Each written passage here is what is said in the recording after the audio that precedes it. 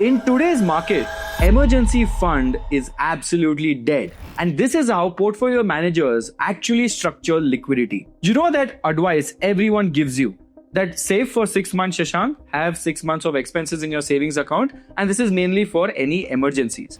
But the problem is, in today's day and age, this doesn't work because if your money is just sitting there, earning 3 to 4% annually, getting slowly murdered by inflation, then it is not good. Now, while I was being a responsible adult, parking my excess cash in my savings account, Morgan Stanley's wealth management clients basically played a very interesting game because they figured out something that we Indians haven't figured out yet, and that the traditional emergency fund might be the most expensive financial mistake that the middle class makes. So today what I'm going to do is I'm going to break down exactly how portfolio managers and wealthy investors actually structure this excess liquidity. Now, we are going to look at real numbers, and by the end of it, you'll understand why your savings account might be costing you lakhs every single decade.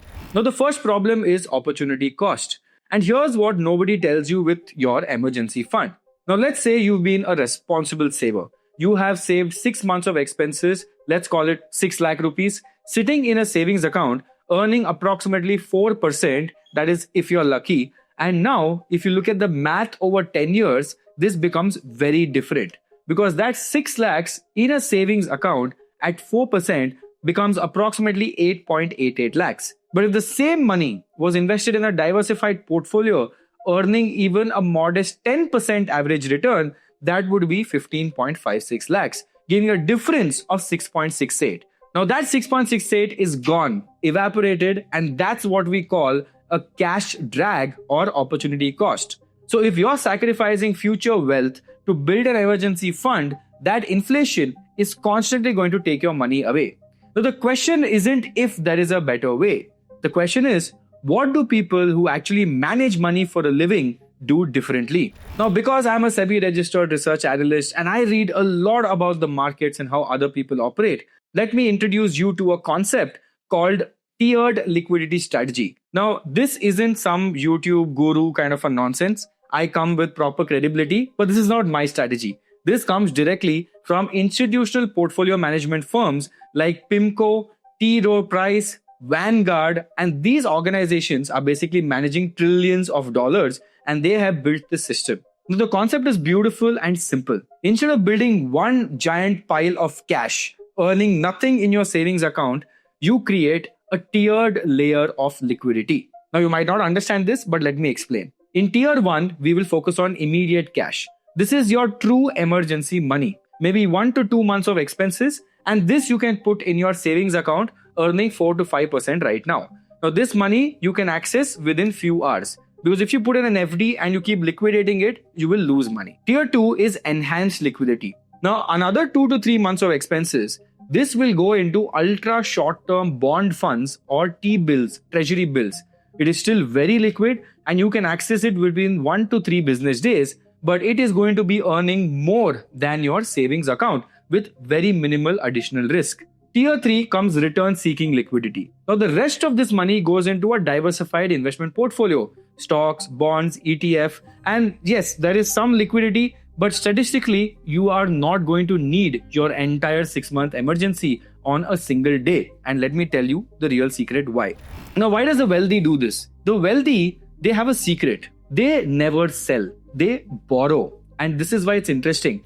This is completely legal and used by virtually every wealth management firm. And this is also there in India known as LAS or loan against securities. Now, let's say you have 50 lakhs invested in the market. Now, instead of selling those investments when you need cash, which what 90% of Indians do, this will also trigger capital gains tax. And that removes your money from the market. Now, you can actually do this by borrowing money against them in LAS. So basically, you get a securities-backed line of credit, which lets you borrow in India anywhere between 50 to 65% of your portfolio value, depending on the stocks you have.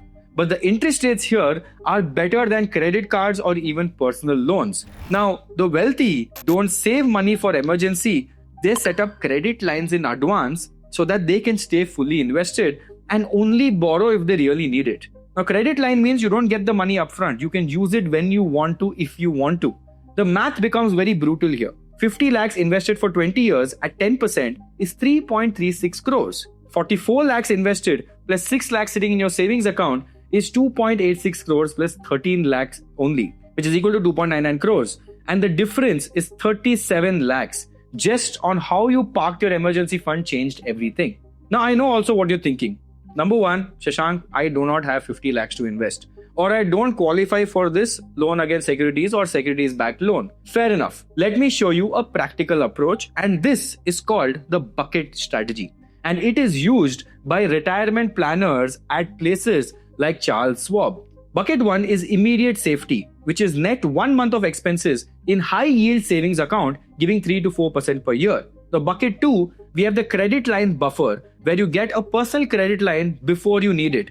Now you pay nothing unless you actually take that money from that credit line. Number 3 is short-term bonds. 2 to 3 months of expenses in arbitrage funds in India that can be liquidated in 1 to 2 business days, which are currently earning 6 to 7% with very low risk. And bucket 4 is invested liquidity. Everything else stays invested, and if you truly need this money, modern brokerages can also liquidate this within 3 to 5 business days. And here is the mental shift you need. Instead of asking Shashank, how much cash do I need in emergencies?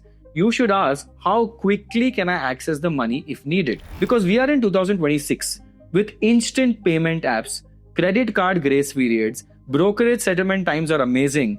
And the answer to this, that we can remove money very fast. Think about it. Most emergencies in India don't require 6 months of expenses in cash. Now, if you have a medical bill, you can pay with a credit card and only pay that after 30 days. You have car repair, again 30 days via credit card. You have a job loss, you have time to liquidate investments systematically, and you still have 6 months of emergency fund to slowly liquidate in the market. But here, we also need to break down the risk and the math for this, right? And without risk, there is no point. This number 1, market crashes when you need money. And if markets drop 30% when you lose your job, you are selling at the worst possible time. And this is why we do the tier 1 and tier 2 model, where you're never forced to sell your investments because the first 4 months will give enough time for your investments to pick up. Second is margin calls. If you're doing loan against shares and your portfolio drops to a certain threshold, lenders can demand repayment or liquidate your holdings. And that is why wealth managers all across the world recommend borrowing no more than 25% of your portfolio value for this reason. And even Rakesh Junjunwala had said at max he had done 20%. Number 3, let's be honest, psychology. Because some people in today's world need the notion of lot of cash sitting in their savings account. Even though it is not doing anything, psychologically you want that cash to be in your bank account, and that is the biggest risk in today. Now, if I do a 20-year comparison here, traditional approach is 6 lakhs in savings, it becomes 13 lakhs. With a tiered approach of what I told you, 1 to 2 lakhs saving in short-term bonds, 3 lakhs invested at various points, the final value will be significantly higher due to aggressive compounding. And the opportunity cost over 20 years could be anywhere from 15 lakhs to 40 lakh rupees, depending on your market returns. Now, trust me, that's not small money, because that's either your house down payment or your children's education. Now, after watching this video, I know you'll have a lot of comments, but here's what I want you to take away. So the traditional emergency fund isn't wrong, but the way we do it is not right. The wealthy don't hoard cash. They structure liquidity.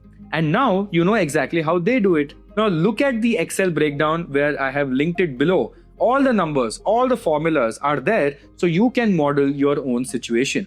And if you think that this video made you think a little different about money, then hit that subscribe button, because I'll be doing a lot more content like this. Again, thank you for watching this. This is me, Shashank Godupa, signing off, and I'm going to see you guys in the next one.